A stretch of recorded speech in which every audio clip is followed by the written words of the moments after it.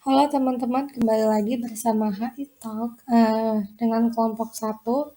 Di minggu kali ini kita akan membahas mengenai kerjasama internasional di bidang pertahanan dan keamanan, yang mana kalian nanti akan ditemani oleh saya dan Isma, yang akan memberikan pemahaman masing-masing penjelasan tentang kerjasama internasional di bidang pertahanan dan keamanan yang kita pahami masing-masing gitu.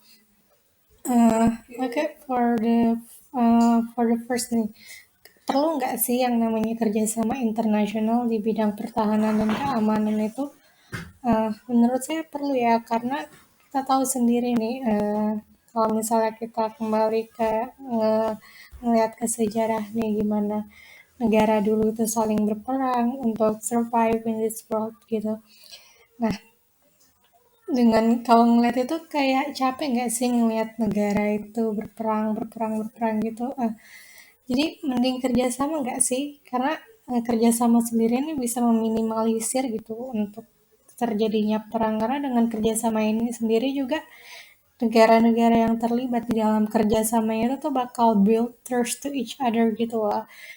Contoh kecilnya gini deh, kalian misalnya kenal sama orang, kalau sama stranger gitu kan pasti kita akan ngerasa kayak insecure gitu, kayak nggak aman misalnya ngeliat eh, kita sama mereka gitu, sama orang asing, karena kita nggak percaya gitu, kita nggak punya trust sama mereka. Beda lagi misalnya kita sama temen dekat kita ini yang kemana-mana udah bareng gitu, eh, apa-apa itu sering sama dia, jadi kita kan kayak misalnya mau kemana-mana gitu sama dia atau ngelakuin apapun sama dia itu kan pasti ngerasa kayak lebih aman, ngerasa secure aja dibandingkan dengan eh, sama stranger gitu. Contoh kerjasama internasional di bidang pertahanan yang mungkin kalian udah tahu tuh pastinya ada NATO ya, North Atlantic Treaty Organization, yang mana organisasi ini dibentuk itu untuk keamanan bersama, yang didirikannya itu untuk mendukung persetujuan Atlantik Utara yang ditandatangani di Washington DC pada tanggal 4 April di tahun 1949 silam. Organisasi NATO ini sendiri kan dibentuk itu sebagai bagian dari Perang Dingin ya. Waktu itu adanya konflik antara Blok Barat dan Blok Timur. Nah, NATO ini merupakan organisasi regional yang fokusnya itu terhadap bidang pertahanan di negara-negara Atlantik Utara. Nah, NATO ini berdiri karena pengaruh Uni Soviet waktu itu tuh kayak semakin menyebar gitu pengaruhnya uh, dengan paham komunismenya. Nah, sehingga terjadi ketegangan yang hebat serta persaingan antara dua negara superpower, yaitu Amerika Serikat dan Uni Soviet. Nah, untuk memperlambat pengaruh paham komunis yang dibawa Uni Soviet ini, maka terbentuklah uh, maka bukan terbentuk ya, maka negara-negara itu, beberapa negara seperti Amerika Serikat, Kanada, Prancis, Belgia, dan beberapa negaranya itu menandatangani perjanjian Atlantik Utara pada tanggal 4 April itu yang terjadi di Brussels, Belgia. Nah, tujuan NATO sendiri itu apa sih? Nah, NATO ini berdiri memiliki tujuan, yaitu agar terjaganya perdamaian dan keamanan bagi para anggotanya yang tadi di dalam, mau itu bidang politik, bidang militer, atau sampai bidang pertahanan dalam menghadapi ancaman-ancaman yang terjadi. Untuk keanggotaan NATO sendiri pun ada negara yang memang sudah bergabung saat mereka mendirikan NATO ini, seperti Amerika Serikat, Belanda, Belgia, Inggris, Denmark, Islandia, Italia, Kanada, Luxembourg, Norwegia, Prancis, dan Portugal. Dan ada juga negara yang bergabung saat terjadinya Perang Dingin atau di masa Perang Dingin, yaitu ada negara Yunani, Turki, Jerman, dan Spanyol. Lalu disusul nih beberapa negara yang bergabung setelah terjadinya Perang Dingin, seperti contohnya Republik Ceko, Polandia, Hungaria, Bulgaria, Estonia, Latvia, Lituania, Rumania, Slovakia, Slovenia, Albania, Kroasia, Montenegro.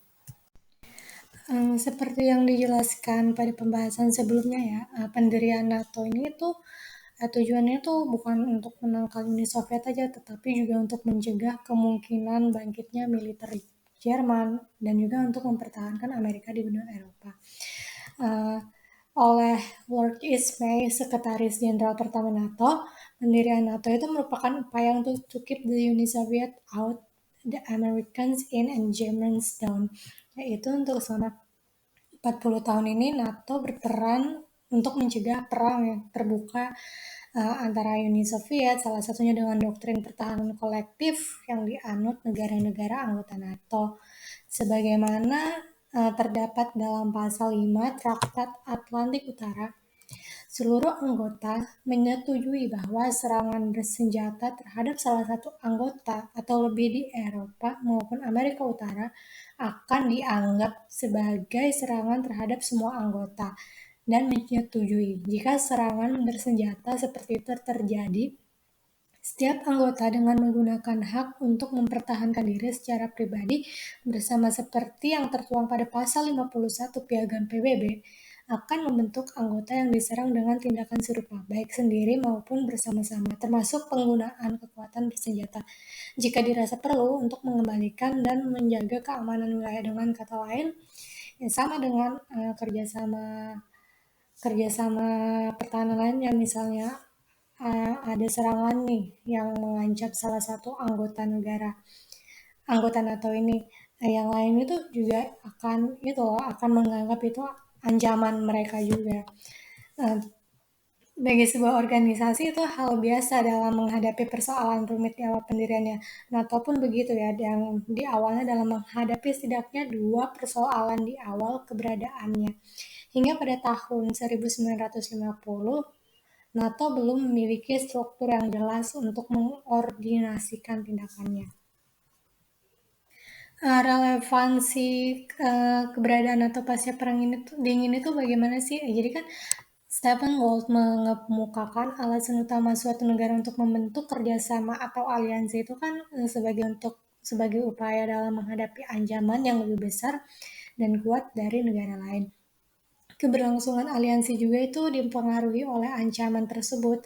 Dengan kata lain, apabila ancaman tersebut hilang, maka kerjasama tersebut akan bubar dengan sendirinya.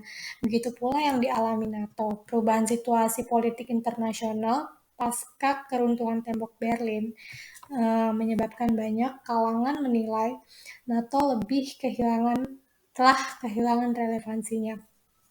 Diawali ketika aliansi militer milik Uni Soviet, Pakta Warsawa mengalami keruntuhan di tahun 1991.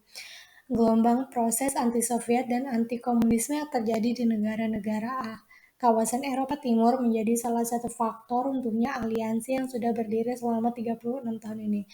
Sejumlah negara anggotanya mulai menarik diri seperti Polandia, Cekoslovakia, dan Jerman Timur yang kemudian mereka bergabung dengan Jerman Barat. Pun masih dalam tahun yang sama, Uni Soviet itu menyusulkan bubar akibat kondisi politik dan ekonomi dalam negaranya yang semakin kacau. Dengan bubarnya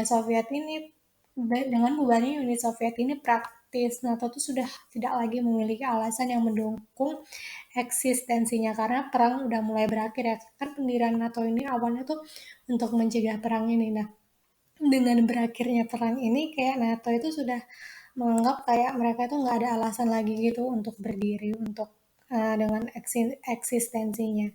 Kalaupun ditanya masih relevan nggak sih dengan adanya NATO di era sekarang ini, kalau menurut saya ya masih relevan ya karena ancaman itu kayak bisa datang kapan aja, bahkan ancaman sekarang tuh kayak udah mulai berkembang gitu bentuknya, nggak lagi cuman mengenai ancaman kekuatan militer dan ancaman di zaman sekarang ini tuh kayak udah ada beragam gitu. Jika melihat kondisi pertahanan Indonesia saat disusun dalam suatu sistem pertahanan yang pada hakikatnya merupakan suatu pertahanan yang melibatkan seluruh warga negara sesuai peran dan fungsinya, masih banyak terdapat masalah perbatasan yang sampai saat ini belum terselesaikan dengan negara-negara di Asia Tenggara. Jadi terdapat 10 negara yang memiliki perbatasan maritim dengan Indonesia, yaitu Australia, Filipina, India, Malaysia, Palau, Papua, Singapura, Thailand, Timur Leste, dan Vietnam. Serta perbatasan darat dengan 3 negara yakni Malaysia, Papua, dan Timur Leste. Kemudian adapun prospek ancaman konflik Laut Cina Selatan yang juga masih menjadi ancaman bagi stabilitas regional Asia Tenggara, khususnya karena pihak yang berselisih di antara anggota ASEAN dan di sini mendapat pengaruh kekhawatiran terhadap semakin kuatnya militer menjadi faktor pengembangan persenjataan militer di Asia Tenggara yang semakin besar. Kawasan Asia Tenggara memiliki sebuah potensi kekayaan alam yang banyak, sehingga menjadi sebuah daya tarik kepentingan global agar memiliki pengaruh di kawasan dunia. Nah, jadi potensi ini harus dioptimalkan oleh negara-negara di kawasan Asia Tenggara dengan menjadikan kawasan Asia Tenggara yang aman dan damai. Untuk itu, diplomasi pertahanan harus selalu dilakukan oleh negara-negara di kawasan Asia Tenggara. Nah, jadi saat ini Indonesia juga sangat aktif melakukan sebuah langkah-langkah diplomasi pertahanan. Mulai dari mengirimkan pasukan perdamaian melalui Perserikatan Bangsa-Bangsa, diplomasi pertahanan yang dilakukan Indonesia juga rutin melakukan pertukaran prajurit dengan mengikuti pendidikan militer tingkat lanjut antar negara-negara di Asia Tenggara. Dan adapun contoh diplomasi pertahanan Indonesia dengan negara ASEAN, contohnya Thailand dengan Indonesia, dengan terbentuknya komitmen untuk saling tukar kunjungan rutin antara pimpinan angkatan bersenjata kedua negara, latihan bersama, seminar, dan pertukaran informasi, serta pertukaran siswa dalam rangka pendidikan sekolah staf komando. Contoh lainnya yaitu Singapura dengan Indonesia yang bertujuan mempertahankan maritim dan pertukaran informasi serta intelijen pertahanan maritim dan meningkatkan pembangunan kepercayaan sekaligus memperkuat kapabilitas pertahanan di tengah ketidakpastian situasi kawasan.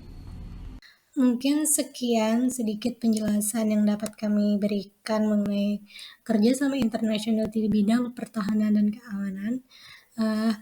Terus saksikan podcast kita di mana tiap minggunya kita akan membahas berbagai tema yang berbeda yang tentunya juga nggak kalah asik ya. Sekian dari kami, kurang lebihnya mohon maaf.